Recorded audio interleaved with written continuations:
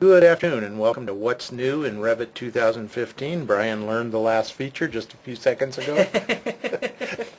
No, we were having a little connection issue there for some reason. So that's what happens when you get a new machine and everything swaps over. So anyway, I hope this isn't a forbearance of what's going to happen today. Anyway, we want to welcome you. This is our first presentation on the What's New series, and we'll be holding more in the future. My name's Stan Enne. I'm the Business Development Manager, but more importantly, we have Brian D. Juge, AIA, and one of our certified instructors here.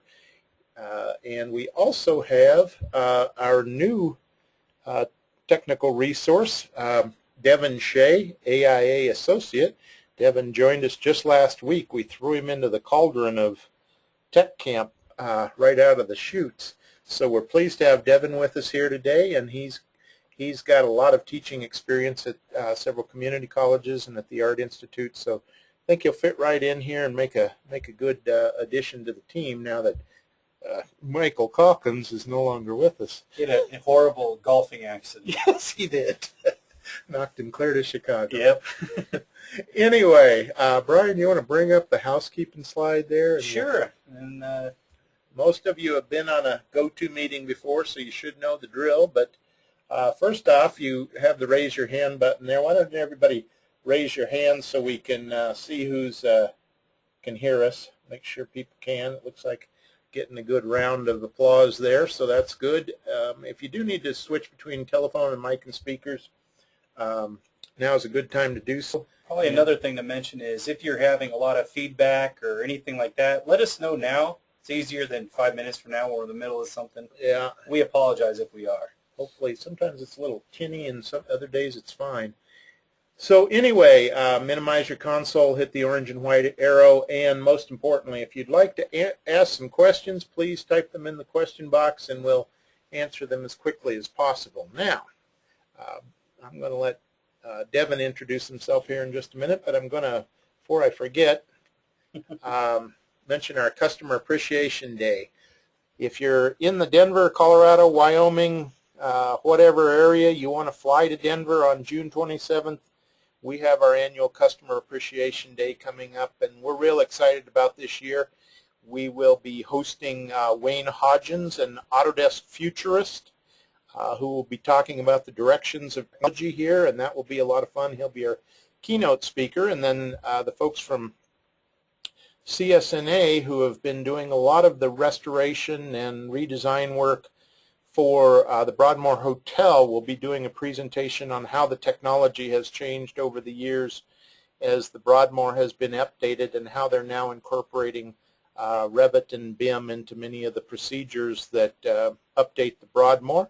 It's going to be a real interesting presentation. We'll also have Mark Hughes and Brendan Dillon from DIA talking about the use of InfraWorks at DIA, how they're incorporating the GIS with the BIM at DIA to meet various mandates out there, and that's another good presentation.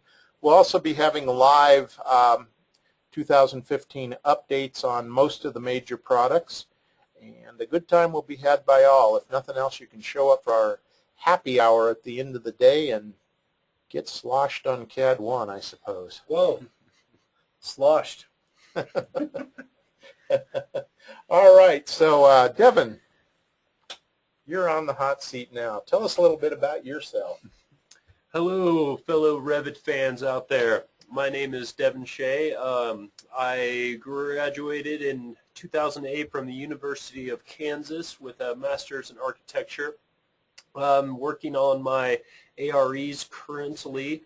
I've been using Revit since 2006 on Revit Release 9, and just say I love Revit. It's my favorite program out there, and I am super thrilled to be a part of this team where I'm going to take my Revit knowledge to the next level. Awesome. Well, welcome aboard. We got another geek in the geekdom. Yep. That's how we like it here. All right. All right, so today we're just going to go through, obviously it says, what's new in Revit 2015. It's mainly, I'm going to talk about platform stuff in here, a little bit about the architectural features, well, all of them, because there's not that many, and then some on the structural. I saw some structural engineers in here, so we'll talk a little bit. I'm not going to show everything, because a lot of it is little stuff, but we'll try to talk about main features and little things out there. You're going to hear the goods, the bads, the uglies, what may come about, so I'll just start getting into that. And then I'm going to have just a slideshow and just kind of show you these are all the new features, or a lot of the new features are out there. You see there's the architectural enhancements. We'll show you sketchy lines. Some of these things, like anti-aliasing, it's now a slider that you can control in every view, things like that, ray tracing, usability improvements. A lot of these are improvement enhancements. They talk about formulas that you can now put in with the program, hidden line views that we've always had in the architectural, but now for structural elements, some structural elements, and for like rebar and structural attachments you can now use, and for MEP stuff. I'm not really going to dive too much into MEP because, number one, there wasn't a ton that was introduced, and two, I'll leave a little bit of that for Tony since there's probably about 6 items. A lot of you out there probably have read of a lot of different release dates. I saw some things in Augie and some other places mentioning quite a few new release things that were on there. Some actually didn't make it all the way in the full release, so you might, there's one article I'm thinking of in particular, one gentleman who wrote about some stuff that actually didn't make the final cut, so we got to be aware of that. But this is actually what is in the file there. You also, if you do some handy digging, you can find some other features that aren't quite talked about in the help area that could be available to you. So we can see here we're talking about revisions, IFC as an import, which is kind of a nice thing if you're working that environment there. Scheduled takeoff, so now we have base and top constraints, images, which I'll show you, shape images for rebar, stuff like that we can, or shapes I should say in rebar we can put in there. Deactivating views on the sheets, duplicate views, view references, different topics on that end. And then trim, extend multiple elements. Now you can use a bounding box to select those elements touching it, so I'll just do that one real quick in there. Some of the dialogues have changed. See creating family parameters, so a bunch of different stuff on there, tags, leader lines, pinned elements, view title families, assembly codes. You guys can read the list on there, but a lot of this stuff is performance-based, so you're really not going to see too much of ooh, this is a new feature type thing that we can actually do something with. It just runs faster. It's a little bit better. It's enhanced more. So a lot was done within the program within it. But enough talk, Brian. Let's get into this. So I'll just flip you back to the slide here and just show you these are the things that we're going to come over. So I'm going to start looking at some of our nicer ones and talking about what's out here. So let's kick this off, and then I'll open up my Revit screen here and get into just some views. Okay. So here we have Revit 2014. I'm just using the base sample file, which they have not updated inside here, but I did mention that we had some really nice things as far as multiple line trim extends, and this one's a really easy one to show, but you have these different elements in here, and now I can go in a multi-line extend, pick one element, and now I can do a box around these, and all of them go at the same time. So you no longer have to click every single one, so that was kind of a nice thing. All right, now on with the fun one. I'll get into these sketchy lines in here. So one of the main features they have that they're really proud of is individual styles, and I can either go here on the graphic display styles in either one of these cases. So I'll just come down here.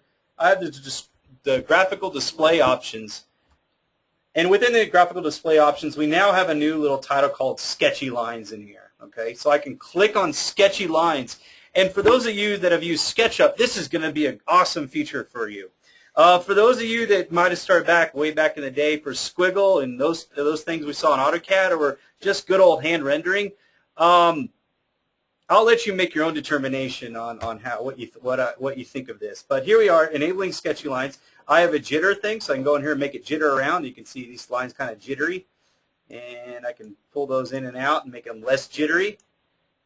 I also can add extensions, so I can go in here and make an extension, and now I see line extensions on here. Now there's no control per individual element. It's just a matter of I can either do this or not do it. So I can go inside again. That's under the graphical display options again here. We'll go in the graphical display options here, and I now have the new sketchy lines that I can go in and change this on and off or enhance it more. And you'll see it's just a series of many lines that now get changed over. And in some views, it seems to be doing a pretty good job.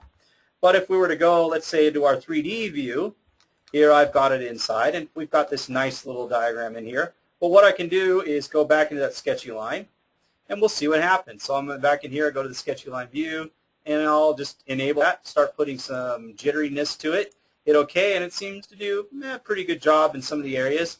But then we get into things like railings, where this tends to fall apart. So far, we haven't been able to turn this off for railings or other features. It just kind of is an all or none for the whole view out there. So I might have to do some other trickery and maybe use this in 2 views and paste them together to get it to work out, to kind of get this sketchy line thing to show a proper way. If you haven't figured out yet, I'm not a huge fan of the jitteriness of it, but I am a big fan of the extensions. So I'll go back into the view here, and whoops, not the graphic, just visibility graphic overrides, but again, sketchy lines. Instead of doing jittery, I might use line extensions and hit apply, and then I'm going to get the extensions to shoot off over the lines. Now we can use that with some of the tricks we've learned before. Now I can go into my silhouettes, start using some wide line silhouettes, and just enhancing it right off the bat, just to get some simple extensions over. And we're going to look at this a little bit throughout the year. I'm going to do some other webinars on really making this shine and playing more into this. What I'm going to attempt to do in the next couple of webinars is using Francis Ching's book, Architectural Graphic Standards, and starting to look at this in different ways. I'll start looking at playing with this in other views. So I'm going to come down here and just show you some comparisons in some of the renderings. So I got a sheet made up here. And what we can see here, this is the default view. We can see, oh, I got 2 sketchy lines. Forgot to turn this one off. Well, we got the sketchy line views. Here's another one showing the front yard sketchy line view. Here it is without the sketchy line. And then on the right, you can see there's the sketchy lines just kind of turned on. So you get some nice comparisons between the two. Later on, we're going to look at some other ways of stylizing these a bit more and giving us some pretty nice contrasts and stuff we'll do. I'll start looking at making some pop art. So there's a little bit of a preview of things to come that we're going to look at a bunch of different ways of playing with these visual styles within it. So I'm just going to come to this, come to this view here. I'll turn off those sketchy lines for us. So now we can get a better comparison between the two. But here's the default view, and then here's the one with the sketchy lines that we're using within Revit. So we get these solid lines, these sketchy lines in here. So that's going to be one you're going to see a lot of out there. Another thing that we have is the anti-aliasing per view. So if we go back in here, this used to be an all or none that we do for the whole category, but now I can just smooth the lines using anti-aliasing within the particular view itself inside there. They've done some other enhancements, but they're not really shown in here, just renders a little bit better. The one that wasn't a big fan of in the past was this ray tracing, but that has got a little bit better of an improvement, shows the graphics a little bit better than before. So if you were not used to that, you now can start and turn that on and have all those great features within there. Okay.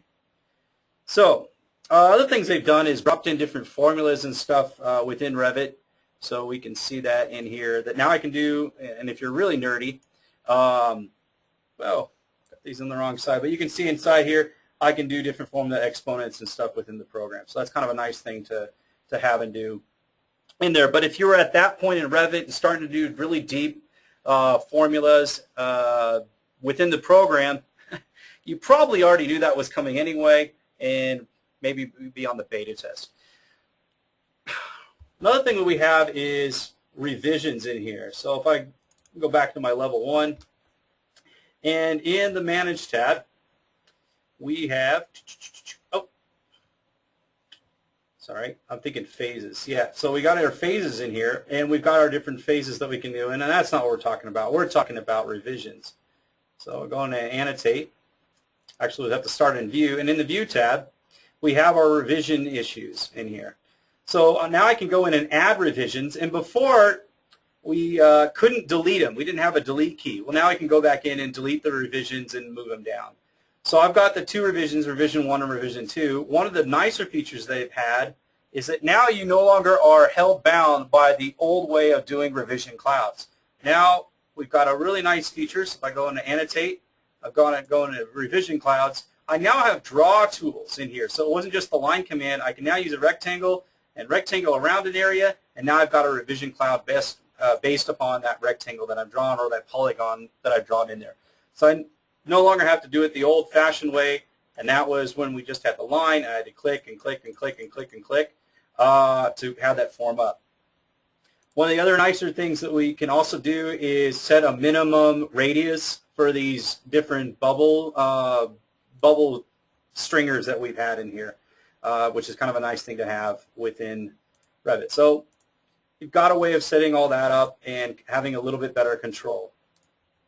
So there you go. Hopefully that makes some people happy at least. Again, well, it's a new feature. I mean, it's. I hope you're happy. I hope you're happy now, type of thing. But we've got the revisions in here, so we can play with those in here. Next thing we have is going to Insert tab. We now have Link IFC models. So you can now put your IFCs in here and link within those.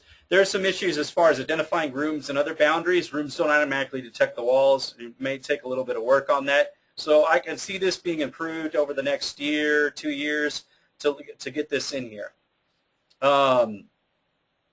So if you're into IFC, I don't really use them that much. I know I haven't really talked to too many people doing that. We had some people ask about it in the past. So now that I actually can import them as a direct import, it does make that a really nice thing to have.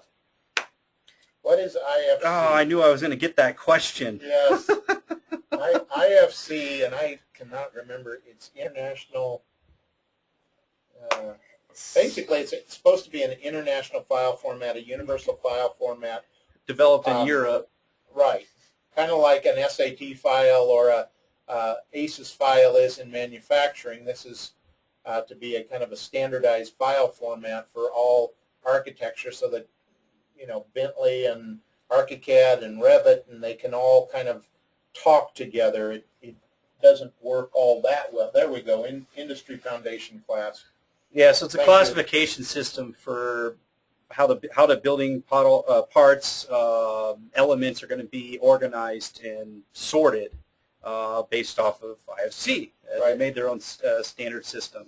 It's getting to be a better and better tool. All of the various manufacturers, or most of the major manufacturers of software, have contributed to the IFC development with the idea that, again, there will be this universal file format that will be there and you know, convert things to basic solids anyway, is what it does right now, so that different formats can talk to each other.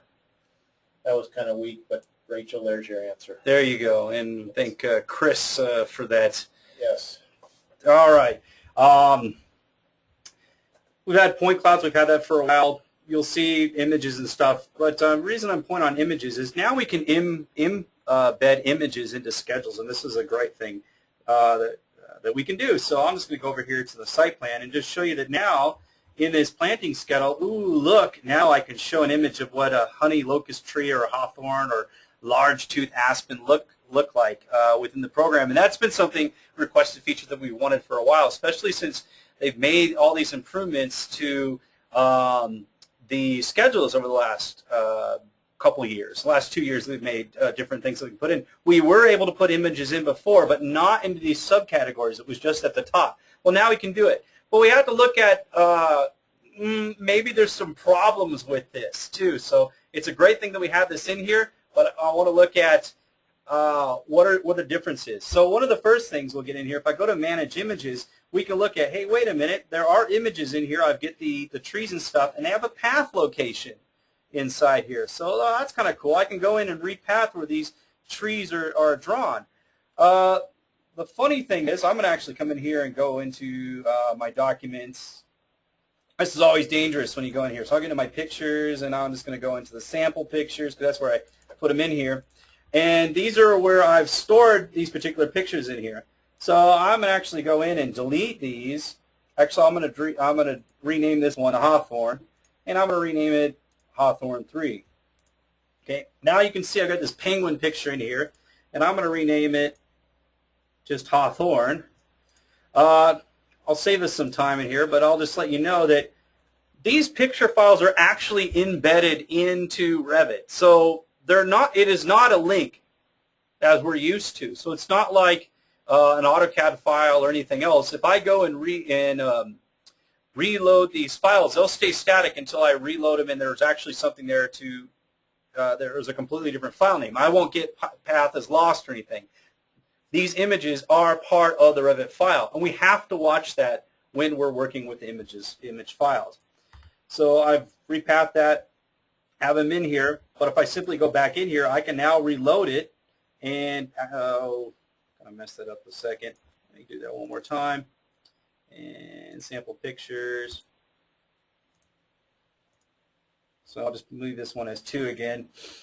But now if I come back in, select this guy and reload, unsuccessful, it'll say unsuccessful, but it'll still be in here. I will still have this whole image embedded. But if I go to the back to this file and I update this, rename the Penguin one, I've now gone in and basically redone the whole, reloaded the whole thing. Whoops, actually need to go ahead and hit that button, Brian. Buttons are confusing sometimes. But now the honey locust is some penguins out there. Now that's the Hawthornus. Oh, no. No, the honey locust. You did. Yeah. So if you wake up one morning and have penguins in your backyard, somebody's reloaded your file. Yeah. So one of the things we have to pay attention to is when we're dealing with image files in here is prior to you loading them in to Revit, they're going to be brought in as an import, not as a link, even though we see the path in there. You want to make the file as small as you need it. Okay. Do not bring in, large format pictures into this. Format those down. Make them smaller. Tighten them up a little bit, because you're going to make your Revit file huge if you're not doing this ahead of time. That can cause us some big problems. This is probably one of my favorite features out there is the ability to put in these images, but we have to realize that we're going to make the file bigger when we're doing it. So pay attention to that. I know he's our MVP guy. He's all excited about this because now he can put cut sheets of all the different items in, which is a nice thing to have. So there you go, kind of a nice thing to have. Okay, now the biggest question: how do you put these in here? How is this done? Well, the way I get this done is I'll go back into my schedules, and I've got this planning schedule in here, and you'll see that I have this image thing, category in here. So if we go into our fields, we now will have an image field in our schedules. Okay. So in most of your schedules, not every schedule, but we can go put in images. Once you've gone in and inserted that image, and again I can remove it this way or put it back in, I've got the image file. Then I just come over here and I select in the field, and you'll see those 3 little dots. Now I can go in and select this. Okay, I can pick an image I already have in my project, or I can go to Add, and I now can go in and path that particular item in. So if I want to go in and grab my images, so I got favorites, and we'll spend our time, but now I can go in and path that, or I can just select an image that's already in there, hit OK, and I now have that front yard representing the maple. So now if I close out of this, there it is. I now have that in here. Now the size of this is dependent upon how big you make the cell. So if I slide it over, the image is going to get smaller or bigger. I cannot use the lower line, so it's always going to be over here in the title, how wide the title is. That's how it's going to base the length. So you can't go in and pull it down any bigger. The depth is all based on the image itself. Now, Brian, one of the questions that comes to my mind quickly, and I'm sure it will come to others, is Revit schedules have always been famous and very useful because of their bidirectional functionality. What potentially can these pictures do to kind of cause some problems around that? For example, if you change a part or a description, is it kind of tri-directionally responsive? Unfortunately, this doesn't relate at all to the item you're referencing. I didn't think so. Yeah. The way you're showing it, but yeah, it just like you said, it's one directional. It's coming into the schedule this way. But if I go and change this image at this point, there's nothing that ties it to anything else in the project. So if I show the wrong tree, it's the wrong tree, and there's nothing more that I can do. If you show penguins where you're HVAC ductwork is to go, you're stuck. It's a cold day.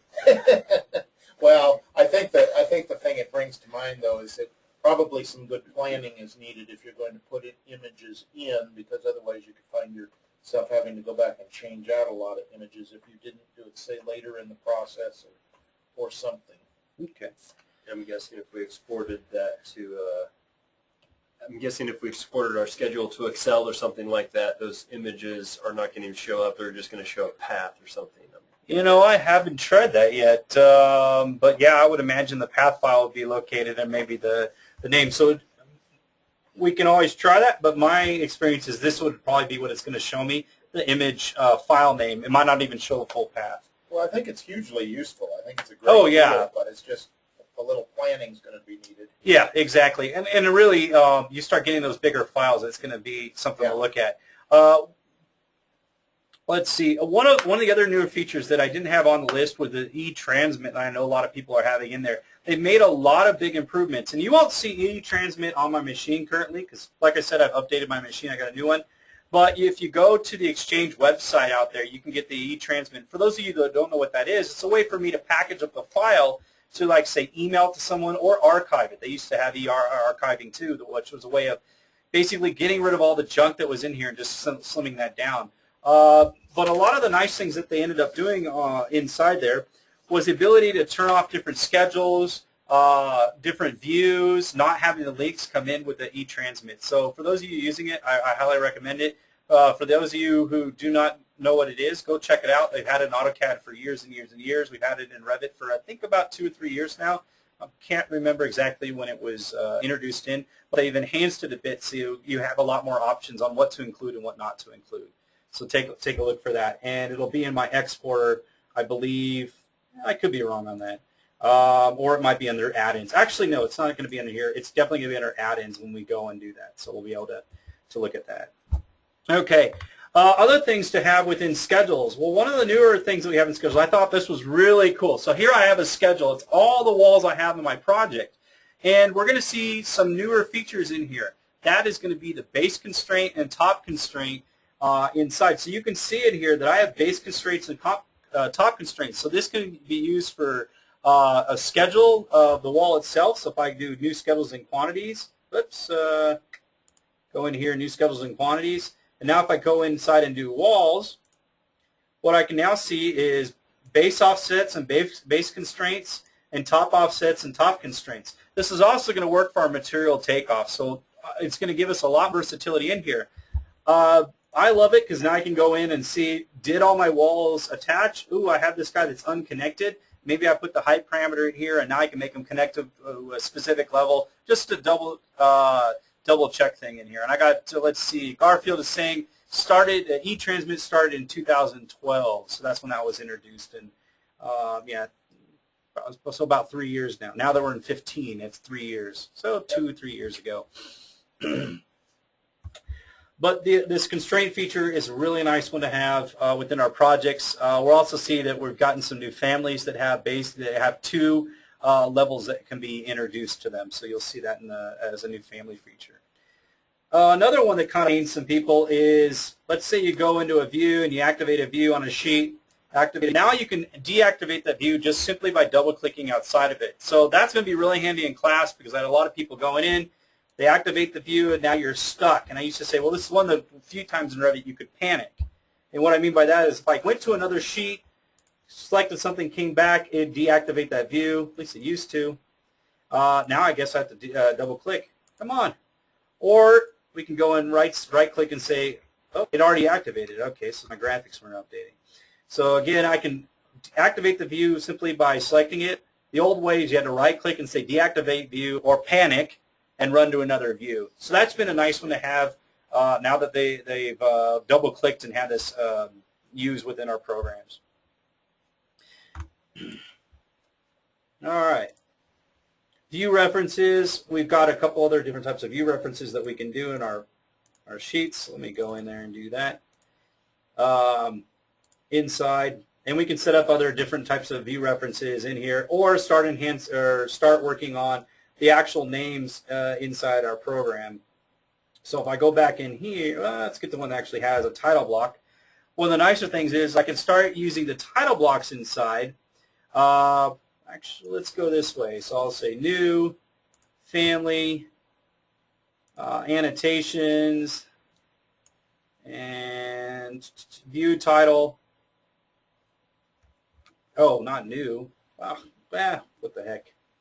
One of the nice things we can now do in here is I've got a lot of other parameters we can put inside, and I can add new parameters, which has been great. So we can list what we've had in the past plus some other new things, plus I can actually go in and add parameters within our view titles. So now anybody who wants to customize their view titles and have specific things in there, they're going to come in as a shared parameter, so which makes sense that we can use in our other projects and stuff. So if you've got different special things you want to use for view titles, you can add those in. You've got the shared parameter ability in that. So that's been a kind of a nice thing to have within Revit. So you might set that up in one of your templates? Exactly.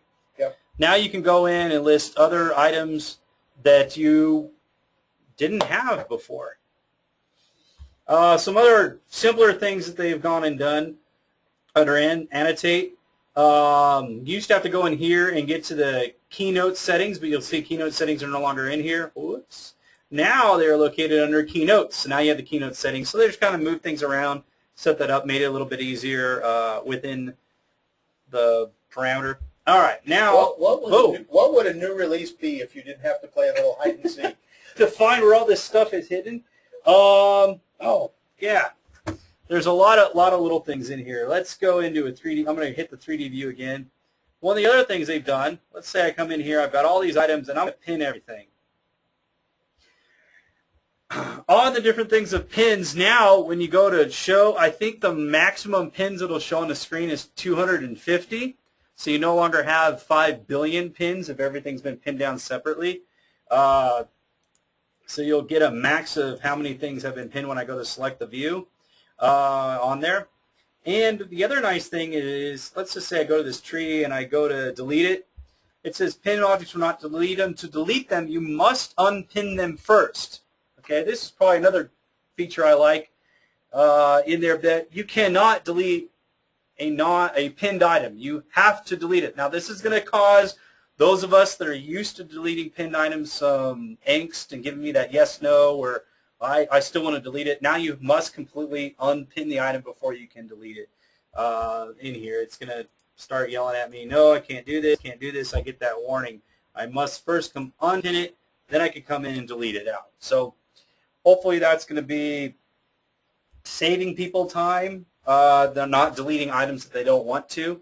Remember that in the last version we had this, you can't even select pin items. So even if I select this and I try to select anything in here, the only item I'm going to get is that tree I've unpinned, because the rest, everything else has been pinned down. There's no way for me to select it.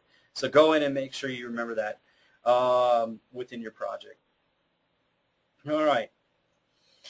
Trying to think of anything else that's in here. Oh, families. We got some family stuff inside. So let me go back to my views. And I'm going to go in and turn off the sketchy lines that we know and love so much. Actually, I'll just turn off the jittery. I've had enough coffee for the day. Sketchy line sounds like a children's breakfast cereal. It is. It is. So now we've got, again, just getting rid of the jitters here, since we're talking about breakfast. And I'm just done with my coffee. But we've got a couple other enhancements that we can do within Revit. Oh, and I pinned everything, Brian. So let's unpin it. Make sure I can select things and unpin it. I should have just hit undo. I know, I'm learning. Always learning, right? Okay, so I've got these chairs. So some nice things I have is, let's go see. I've actually added a new feature in here, a new parameter called nice. And what you can see in here is write something nice about the chairs. So I'll show you what they've done is now we can go in and add parameters. And not only can we add parameters, but you can put in little helpful notes to tell people what this parameter is for. So Stan's over here laughing because, you know, I had this parameter called nice, and well, what does nice mean? Well, write something nice about the chairs, okay? So you can't say something nice. Don't say anything at all, exactly. All right, so how did I do this? What's going on? So I'll select this great looking chair and we'll hit edit family. Okay, and I'll go in the properties of the family types. It looks like the Ames have been here. Mucking about. Mucking about. Well, for those of you who haven't seen this is the family editor. For those of you who have, you might notice some new things in here. We've got some sorting already. I got ascending or descending. I can kind of change things around. You can see how these things can be moved. We'll also see that now I can go in and I can select a particular parameter. I can move it up and down and list. Oh my gosh, we've been asking for that for years. So now you can go in and reorganize your parameters. So if you're going in, you're having a standard for how you'd like your parameters set up within Revit, now you can go in and reorganize those parameters, move them up and down. Before, it wasn't a matter of the order in which they were created. Now you can have a lot more freedom and control on how these families are being done and how they're being displayed. Okay, so I have this one for nice. I'm going to go in and add another parameter in here, a family parameter. And whoops, I'm just going to go in here and make it a text parameter. That's what I want to do. And other great things about these chairs. Whoops, there, caps lock's on. So that's the name of my parameter. And you can see down here now I have the edit tooltip. So I can select on that, and if I replace these characters, I can say, you know, more nice things to write.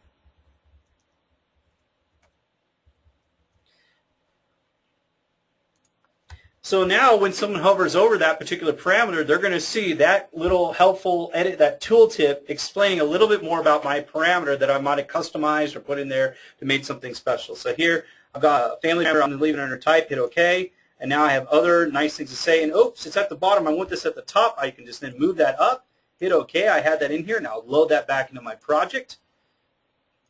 And what we'll see inside is I've got this chair, I go to edit type, I have other nice things about the chair, and if I hover over that, it says more nice things to write. So now I've got my little tooltip explaining more about the parameters itself. This is, for me, this is in families and family editing, these features, being able to reorganize them, a must. We've wanted it for years. I can't rave enough about having these different things in here. And the tooltips is just kind of a nice little add-on that's been great to have. And Brian, Blake asked, does that work for instance parameters as well, or just type parameters? No, it works for both. So we can go in there and use that for both instance and types parameters in here. On the structural side, I really don't have a ton set up on that end, but there's a lot of different families in there. But before I jump into that, I want to make sure. Could you show that? I knew that was going to happen. All right, Blake, just for you, we're going to show you how the instance one's going to work. All right, so I'll hit OK. And I guess I'll ask the question, Blake, do you want a completely new parameter or me to edit the existing ones that I've already made? Same one is fine. Same one is fine. So, okay, I have other great things to say about this chair. Instead of these chairs, I'll put this chair, because that'll be instance-based, right? So I'll have to go in here. Can't modify it there, so I'll modify it in here. So I'll put this chair. It'll be an instance type. Edit the tooltip. More nice things to write about this chair. Being very specific about which chair we're going to do. So now we can see it's an instance type. I'll hit OK. Hit OK again. Now I'll load that back to my family. Override the graphics there. And now if I select in here, we were going to see other great things about this chair. More nice things to write about this chair. So there you go, Blake. There you have it. Again, same rules apply. If you want to tag this and be able to show this in the schedule, it's going to have to be a shared parameter. So those rules still, they haven't changed. This isn't anything new. It's just now we get a tooltip that's available for us. And Blake Desiree put in a comment. She says the tooltip is parameter specific though. So a shared parameter has to have the same tooltip for every family. So again, that probably answers your next question. Can you do that with a shared shared parameters as well? And if anybody's going to be on the ball and know this, it's going to be Desi. So yeah, it sounds like her comment. Brian, do you or? Yeah, Devin, I have any concur. Yeah, comments there? it's going to have the same tooltip parameter because it's the same parameter. Yep. Again, the same rules that apply. This is a shared parameter, and the parameter was, number of ducts. It's going to have that same verbiage in tooltip because it's the same parameter, the same shared parameter throughout the file or the organization that you're using these in. Yeah, you're getting a glimpse into the CAD-1 tech support department with nice and say something nice about this chair, number of ducts. And yeah, I would point out bedlam. Desi's saying that it's kind of a downside for it, and it is when you get to the shared parameters because now you have to think a little bit more that all these are going to be the same. But again, it hasn't changed on how the shared parameters work. It would be nice if these could be specific per the project or something, still be in shared parameters, so the project would have a tooltip that's a little bit different than the rest of the projects, but it's not there yet. Not sure how you would do it otherwise to kind of break it in there. But anyway, hope you're able to kind of, all of you out there, I know we've got some structural folks and some MEP folks, and we will have some updates on those in the coming weeks here, and certainly at our customer day. But hopefully you're able to make these general links to what you do work for you. Most of these are platform-based things so far here. Yeah, they haven't been too much. They've done a lot of performance enhancements on getting things to run a little bit faster, attaching detail groups. They put some stuff in there. We saw energy analysis within the building model that's being run a little bit better within the actual elements, so we can actually do element takeoffs a bit better than we were before, especially bring them in the Green Building Studio. On the structural side, just different ways of attaching the columns and walls in there. They align the different ends. Changing the geometry on some of those. Then they've been working on that throughout the years. One of the other nicer things that they've done, I guess, on the other platforms that we've always been able to do in architectural is now I could use the hidden line view. So you can see here I've got the hidden line of this particular element. Let's say I want to show, I don't know, this, let's see, that railing in this wall. So I can go into the View tab, show hidden line to select the wall. Then I can go in and select, if I can grab the right one, this handy dandy tab key there. There we go. And now I can see that the railing is in here. We've always been able to do this on the architectural side, but different things like rebar, structural connections, and I guess in the MEP side there's been not the ability to have that done before inside. So I don't know, Devin, do you have what is your favorite feature for 15? I already told you what my favorite feature was. That would be the sketchy lines. Sketchy lines. So Devin's a big fan of the sketchy line feature in here. And I'm going to guesstimate it's only going to be a couple years till we can actually fine-tune it to where you can have individual control over separate objects. Because I immediately went in there and started attacking the railing objects, trying to get them to look right. Yeah, this is one I'd like to turn off on the railing but leave on for the rest of it. And we just don't have that control yet. So looks like they'll be working on that in the next couple of years within the software. Who knows? Look forward to some other things I'm going to have on this end as far as using some of these sketchy line features and other features within Revit to enhance it and actually making families to help us out. Again, based more on what we've got out of our graphic standards. Okay, we got a couple other questions here. Robert's got a question, Garfield's got a question, and I think that this is, though, a good time to remind people because you're seeing what's some of the major features that are new in 2015, and believe me, we'll be doing more on this in the future ourselves. But this is a kind of a milestone year, or the start of a milestone year for Autodesk. As many of you know, Autodesk will not be upgrading any older software after February 1st of, or actually after January 31st of 2015. So if you have older software, you need to get that upgraded if you want to upgrade it and maintain the value.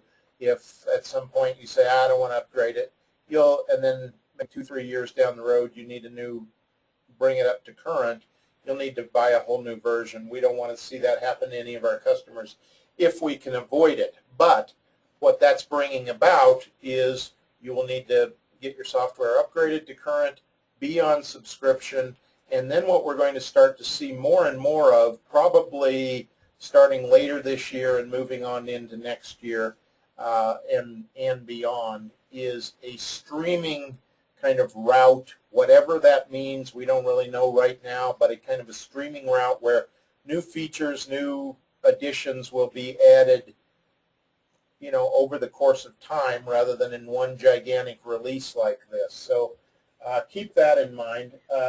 So getting back to some of the questions, Robert asked, can rebar be added to families? Best to my knowledge, rebar cannot be hosted into families itself. That being said, we can host rebar now in parts and assemblies, which has been nice. So if you go in and you want to part out a wall and have different pores within the wall or something like that, we can go in and host rebar into parts, which has been a nice feature to put in there. And we can start looking at rebar sets and things like that in there.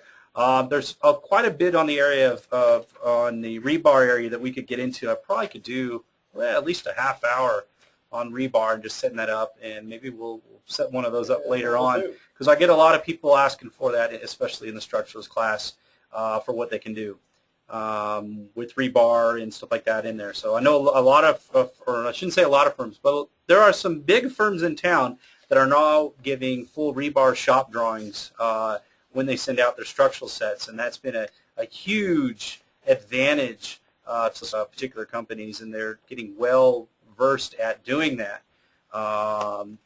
Right, Desi? So hopefully you'll see. I'll see if I can put together another webinar on rebar itself. I think there's a lot of nicer features in there, and some of the structural features. There's probably at least a good job at displaying the structural features and what you can change in there, and some of the stuff with rebar and concrete. And Desi agrees. Yep. And Michael asks, did they change backward compatibility in 2015? Michael, I can tell you that no, they didn't, and they won't. Yeah. Revit, the way it's architected, cannot go backwards. That's just part of the parametrics, part of the data-driven structure that it has. It just won't go backwards. As you all know, you can go back 3 versions if you're on subscription. You can download earlier versions to use and so forth. And another point to make about going forward on going backwards is basically this. Wait, going forward on backwards? That's what I'm saying. That in the future, as we get on to the 2016 or next year when upgrades will no longer be available and the software will be streamed out, the point being that over the course of the next 2 to 3 years, everybody will elevate to the same version anyway and make the whole backwards compatibility thing hopefully go away for the most part, except the most diehard, by God, I'm staying on my 2009 software and you're not going to make me move, folks. So the point here is that unfortunately, no, you're still going to have to contend with backwards compatibility and using previous versions for however long it takes, a couple, 3 years, 5 years, whatever, but then eventually everybody will be, by default, working on the same version.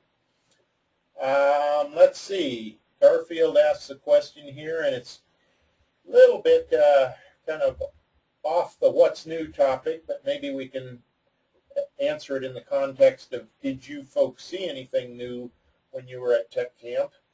Is there an easier to use tool for upgrading large amounts of families from the older version of Revit to the newer version besides update.bat file? I believe there is, and off the top of my head, can't think of it. As you can see, my toolbar is a little lacking in the area. I've got to migrate all my other tools inside of Revit. Anybody else has? Yeah, there's definitely the Exchange app. So if you guys don't know, we can go out to the Autodesk Exchange here, and look for a lot of different types of apps within Revit. And it's not going to work for me, so what the heck. We'll just let it time out for a little bit. There we go. Huh, you guys can't even see it on your screen. So here we've got different Exchange apps. And Looks like a roof to me, Brian. I know, it's not working. Why? Huh. Well, I can see it clearly. Imagine, if you will. So, yeah, what I'd encourage you to do is go out up here to the Exchange apps. Oh, there it was. Oh, was it there? For a brief moment there. It was a teaser. That's what it was. Is it there again? I can see it on my screen, but I can't see it on anybody else's. There's a serious lag here for some reason. Huh. So we can do like a, filing out updates or something like that, looking through the Exchange, and probably should limit it to just Revit. But now we can go in here and look at different updater processes that might be available online. So I would highly encourage you, man, it's just not out there, to go look at some of the updaters.